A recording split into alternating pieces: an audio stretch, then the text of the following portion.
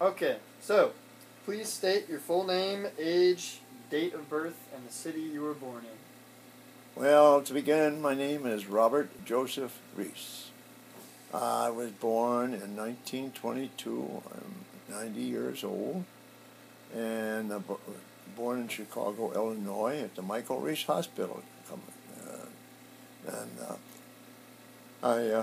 when I was after I was born, I was brought up and raised in Chicago, Illinois. At matter of fact, on the south side of Chicago. And I went to Holy Angels Elementary School, which was about a mile away from our home, where I went to where I went. It was a Catholic school, and I would go. I had various problems when I was in school. In fact, I guess I had attention deficit disorder because what happened, I had an incident when I was in the 5th grade of the school. We were all, this sister had left the room, and we all had been raising cane, and throwing erasers and all that stuff. And just before she entered back into the room, I whistled as loud as I could. And so she said, "Hey, all right, who is the Whistling Willie?" Well, never what he called. Nobody would own up. We had about 35 kids in the class. And she kept on asking, "Well, who's the Whistling Willie?" And I made a big mistake. I didn't own up either. So in those days, you didn't have what occurs in these days. She lined up all the kids in the class, all of us, girls and boys, had us kneel on the floor that went around the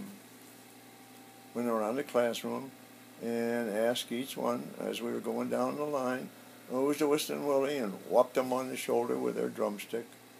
And nobody came up. And with their whole, she got us back into the seats and said, "Okay, I know where the Willing Willie is, and we'll get there, or Whistling Willie, that is." So, make a long story short, the class was ended. We were all leaving, and she said, "Mr. Reese, you can stay here." And I knew what was coming.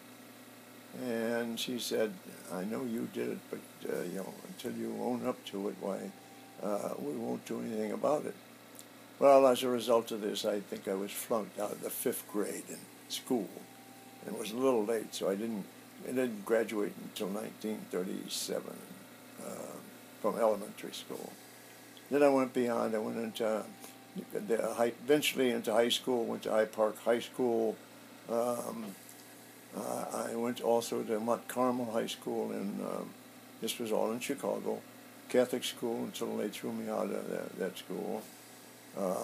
One time the brothers were teaching. He was out of the room, and again we were doing something, and I threw my history book, and just as I threw my history book, he walks back into the room, and who should it hit but my good brother, the history teacher. Similarity there. Anyways, so much for there. They threw me out, and that's when I went to Hyde Park High School. Well, during this time, times were tough. We had lost our home, and this was all in the Depression times, I might add. My mother and father unfortunately got divorced, and I think it was in 1932. My mother got the house as an award, I guess. And with us 3 kids, there was my brother Dick, who was 6 years older than I, my sister Peggy, who was 4 years older than I. And Peggy was still going to school. She had won a scholarship to Mundelein College. And my brother had won a scholarship to DePaul University. And I was nothing. I had gone to a substitute, an additional building away from the high school, and I attended that for 1 semester, I think. And during his time, of course, I was about 14 or 15. The times were so bad that my mother had to go to work, and we needed help. We needed more to exist. We needed more money, so I left school and went to work. I guess you could call it I was a dropout. And anyways, while working, my mother strived to keep us going, and she always managed to get the 3 kids, and then I would help in various jobs that I had, and I had various jobs. But during this period of time too, I loved flying. I had always wanted to be a pilot. Way back when I was 5 years old, I think I wanted to be a pilot. And this would make it way back in aviation times.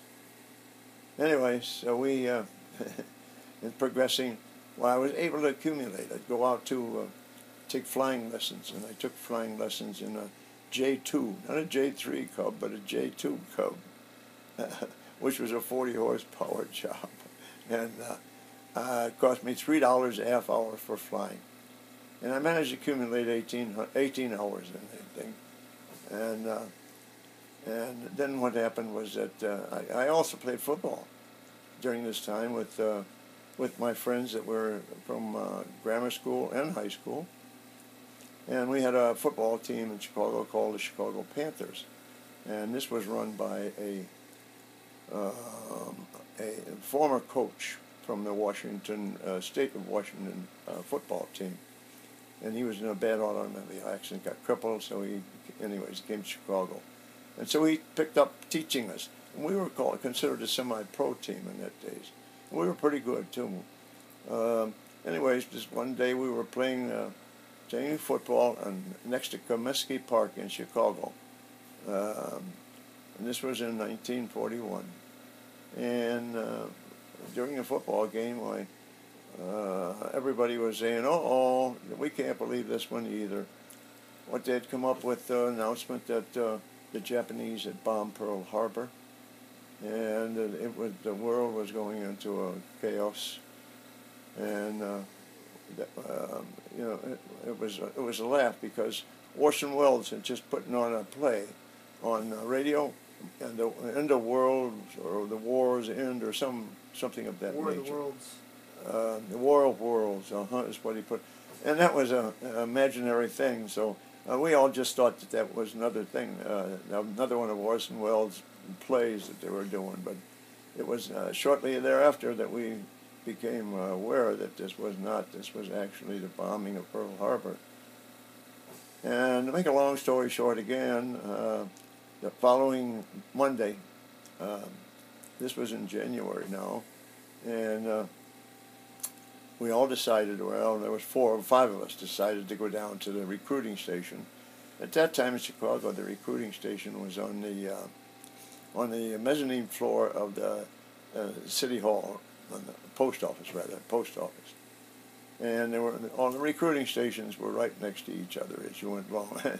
So a couple of the guys picked, I want to be a Marine, so they went and signed up for the Marines. No, not me, I want to be in Navy, Air Corps, and they got in there. I want to be none of that landing on them little old postage stamps for me. I want the Army Air Corps. So that's when I volunteered and was accepted into the Army Air Corps. But funny thing about that was that was in January of 1943, excuse me. And then I was eventually, in a short time later, I was called in for my exams and my written exam. And even though I didn't have, a great deal of education, I took the exam and just barely passed it, I'm afraid to say. I think I had 73, I'd have 72, maybe 70, but 70 or 72 anyways to pass. And so I passed that, and then took my physical. Well, I was a strapping young guy at this time, and I flunked my physical. And I said, it can't be, no, I can't have this physical. I'm too good a shape. And he said, well, what happens? He said, we're going by the old rules for the Air Corps. And he said, at that time, you had to have 2 years of solid college. You had to be this and that. And next thing you were really prime. And besides, you had to have all your teeth and everything. And he said, you were turned down because you don't have enough molars on one side of your on one side of your mouth. But he said, we need pilots. We're going to need a lot of pilots. So he said, you hang in. I'm sure they're going to modify the requirements. Well, sure enough, it was only a couple of months later they called me back in for another physical, and I passed the physical. And I said, fine and dandy, you got it made. Now you will be a private in the Army Air Corps, and eventually you'll get into the cadets. So sure enough, I was a private in the Army Air Corps, and doing various things. And then I finally was called to active duty in February the 14th. Can you imagine that? That's Valentine's Day in 1943.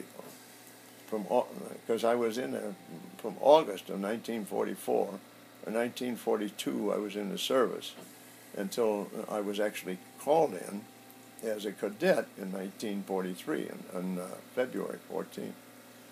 So on that date, I reported for duty, and we were processed and all that stuff in Chicago, and then sent on to San Antonio, where I was entered into what they call the classification center, and I went through all of this stuff and minor training in the military, and then we went to pre-flight. Those of us that passed everything went to pre-flight. And